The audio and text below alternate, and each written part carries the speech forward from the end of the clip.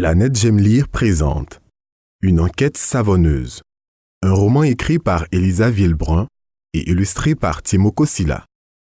Si tu écoutes cette histoire en lisant ton magazine, tourne la page quand tu entends Chapitre 1. L'usine de savon. Ce jour-là, la maman de Gaspard nous a emmenés visiter l'usine où elle travaillait. Sur la route poussiéreuse et toute cabossée, Wibléou s'est extasié devant les champs de palmiers à huile à perte de vue. J'ai rigolé en voyant Gaspard qui bombait le torse de fierté. Arrivé à l'usine, la maman de Gaspard m'a interpellé pour me montrer quelque chose. Regarde, Daignan, voilà la graine de palmier avant qu'elle ne soit pressée. On s'est penchés tous les trois sur une petite graine rouge à la pointe orangée. Qu'elle était jolie! On aurait presque dit un bijou précieux. Ravie de notre engouement, la maman de Gaspard a repris. Et c'est avec cette graine que nous fabriquons de l'huile de palme et du savon. Du savon? S'est-on exclamé, surpris. Oui, du savon. Venez, je vais vous montrer la machine avec laquelle nous leur donnons des formes. La mère de Gaspard nous a entraînés dans un bruit assourdissant jusqu'à une sorte de passoire géante d'où sortait une pâte blanche comme du dentifrice. Amusé, je me suis approché pour observer les blocs de savon compactés par la machine quand Wibléou m'a attrapé. « Ne t'approche pas trop, Daignan !» Gaspard a repris aussitôt. « Fais un peu attention, Daignan. C'est dangereux, une usine. » J'ai levé les yeux au ciel et j'ai fait celui qui n'entendait pas, les laissant rejoindre la mère de Gaspard qui avait avancé. Je contemplais toujours avec beaucoup d'amusement la machine compressait les savons quand la voix de Wibléou me fit à nouveau sursauter. « Ne t'approche pas trop, Daignan !» Je me suis retourné, mais Wibléou n'était pas là. À la place, un étrange oiseau noir me fixait. Quelque chose était coincé dans son bec et donnait l'impression qu'il riait de ma surprise.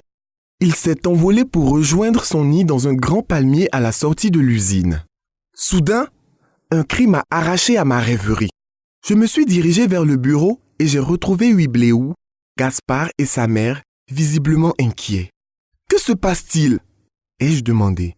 « Notre directrice, Madame Koné, vient de se faire voler un collier très précieux. » Chapitre 2. Kofi et Kofi à la rescousse. La maman de Gaspard était bien embêtée. Elle nous a installés dans son bureau, qui se trouve juste à côté de celui de la directrice. La police a été appelée. Je dois les accueillir. Ne bougez pas les enfants. Je reviens dès que possible. Dans le bureau d'à côté, on entendait le secrétaire de la directrice se confondre en excuses quand deux inspecteurs de la police sont enfin arrivés. Bien sûr, on s'est caché près de la porte pour écouter. Inspecteur Kofi et Kofi pour vous servir. Que s'est-il passé précisément? Dit l'inspecteur Kofi.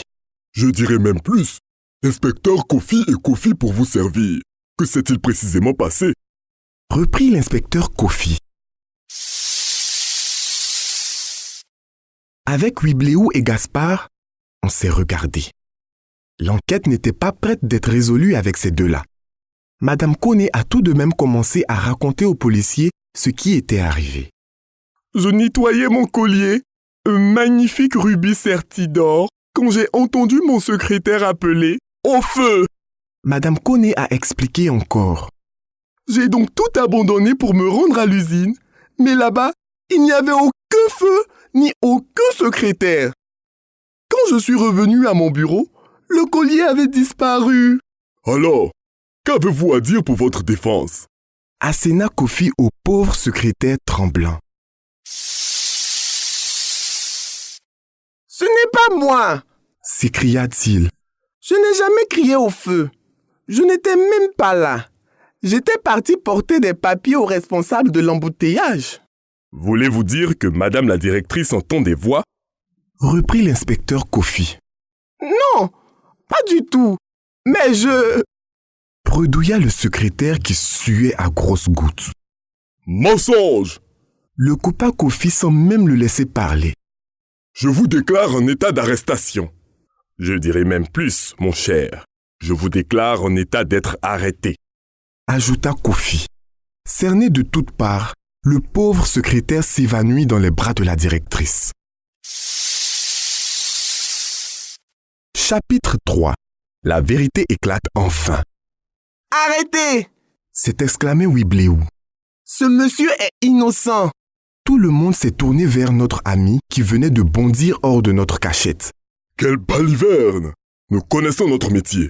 Dit Kofi. Je dirais même plus. Quel métier nous connaissons nos balivernes? Dit Kofi.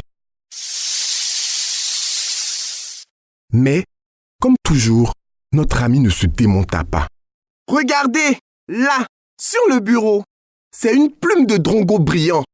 Je suis sûr que c'est lui le coupable. C'est un oiseau très intelligent qui peut imiter n'importe quelle voix pour faire fuir sa victime et la voler. Soudain, j'ai pensé à l'oiseau étrange de tout à l'heure. Mais oui, bien sûr, c'était lui le voleur. J'ai entraîné tout le monde vers le grand palmier et un ouvrier a grimpé pour aller chercher le fameux nid. Tous les yeux étaient braqués sur lui. Mais il n'y avait pas de collier dans le nid. Kofi et Kofi ont passé les menottes au pauvre secrétaire. Quand, soudain, Gaspard s'est écrié. Regardez cette palette de savon. Quelque chose brille à l'intérieur. Le collier est là, dans un des blocs. Gaspard avait raison. Le rubis serti d'or se trouvait bien là, noyé dans un savon où le Drongo l'avait sûrement abandonné tout à l'heure. Quelle aventure! Nous savions maintenant à quoi servait la graine du palmier et comment éviter à un innocent d'être arrêté lors d'une enquête savonneuse.